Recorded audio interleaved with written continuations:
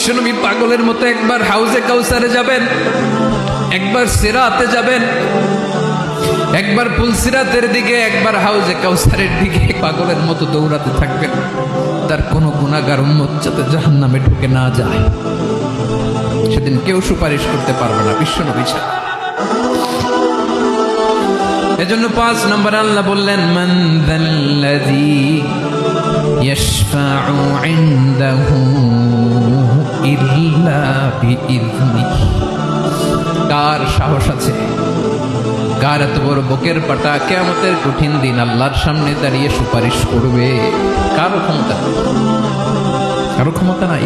বিশ্বনবী সেদিন সেজদায় পড়ে উম্মতের জন্য কাঁদবেন, সবাই কাঁদবে, নফসি নফসি, আল্লাহ আমারে বাঁচাও, আল্লাহ আমারে বাঁচাও। বিশ্বনবী বলবেন, উম্মতি উম্মতি। বিশ্বনবী আমার জন্য কাঁদবেন, আপনার জন্য কাঁদবেন, আমাদের জন্য সেদিন কেঁদে কেঁদে জাহান্নামের দরজায় দাঁড়িয়ে আমাদেরকে টেনে টেনে জান্নাতে ঢুকাবেন।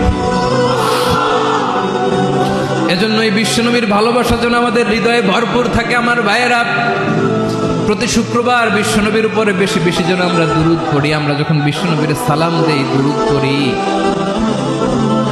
একদল স্পেশাল ফেরেশতা আছে যারা বিশ্বনবীর দুরূদটা নিয়ে সরাসরি বিশ্বনবীর রওজায় যায়, যে বলে অমুকের বেটা অমুক আপনারে সালাম দিয়েছে। বিশ্বনবী নিজ কবরের থেকে নিজেই সালামের উত্তর দেয়।